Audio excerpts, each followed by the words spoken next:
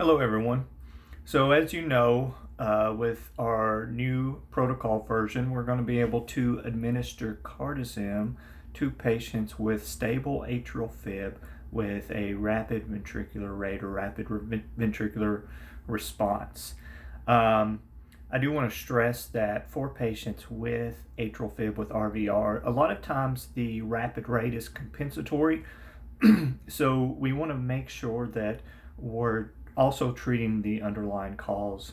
Now, if the patient's blood pressure is marginal or if they're hypotensive, you want to avoid administering Cardizem, which is a calcium channel blocker, because that can cause a precipitous drop in the blood pressure. So we do want to be very cautious with administering Cardizem to those patients.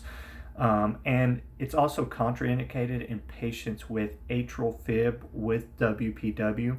And if you're not sure what that looks like, I encourage you to go back and review the training video because it has an EKG or two that shows the morphology of the complexes in patients with AFib with WPW, because it's a characteristic finding that once you see, it's hard to forget because the rates approach 300 a minute with AFib with WPW, because it can go through the accessory pathway and it's not slowed down by the AV node. But if you block the AV node with Cardizem, then you allow unimpeded those impulses to travel unimpeded through the accessory pathway, because now the AV node is not providing any kind of protection.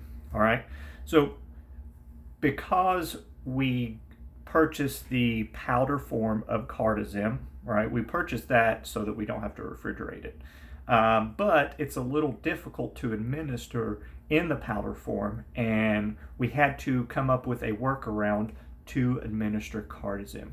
So we have these 100 milligram powder vials, and we bought 100 ml bags. These are called Advantage bags. So it's a special bag that's made specifically for this vial. All right, now when you open, this has a pull tab on it. When you undo the pull tab and take the cap off, you'll see that the vial has threads. Okay, so we're going to take off the cap of the vial, and then we're going to take our bags and we're going to pull this little rubber stopper off right here, just like that. Okay,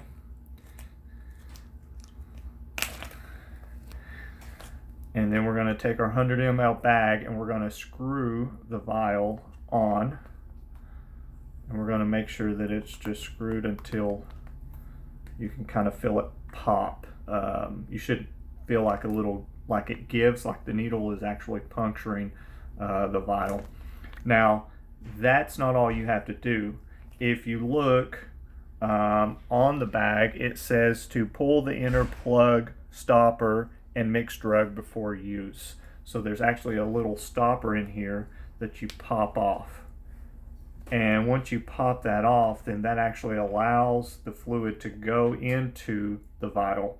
So we're going to gently shake that, and we're going to make sure that all of the medicine is dispersed evenly in the bag. All right, so you want to make sure that there's no powder floating around in the corners of the bag, and we can gently shake that up and make sure that everything is dispersed. Okay, now on this bag there's no med administration port, so what we had to do for that is purchase these specific pins that have a lure lock on them. All right, so all you're going to do with this is take the pin out of the package. Take the pin out of the package, and you can kind of see what it looks like here. Take the cap off, and we're going to spike this just like we would be spiking a regular IV bag. All right, so I'm going to spike this just like that. Okay, now I have a way to actually draw up the medication.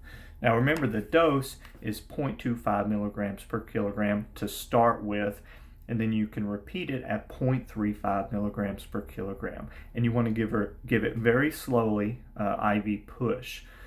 So if a patient weighs 100 kilograms, that's a little much, but if the patient weighs 100 kilograms, then you would initially give 0.25, or correction, if the patient weighs 100 kilograms, you would initially give 25 milligrams slow IV push over about 2 minutes, okay? So I've got this here. You're gonna need at least a 25, probably a 30 cc syringe. So I would just draw up, let's say I needed 20 milligrams.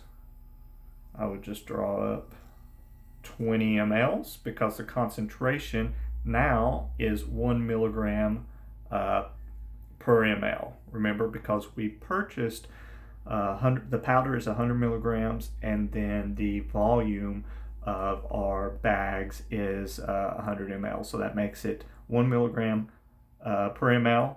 So the math should be pretty easy to do, right? I'm gonna make sure I'm gonna drop a little extra because I have air in here, and if I needed to give 20 mLs or 20 milligrams, then I've got that right there, and I'm going to give that slow IV push over about 2 minutes. Please let me know if you have any questions. Thanks.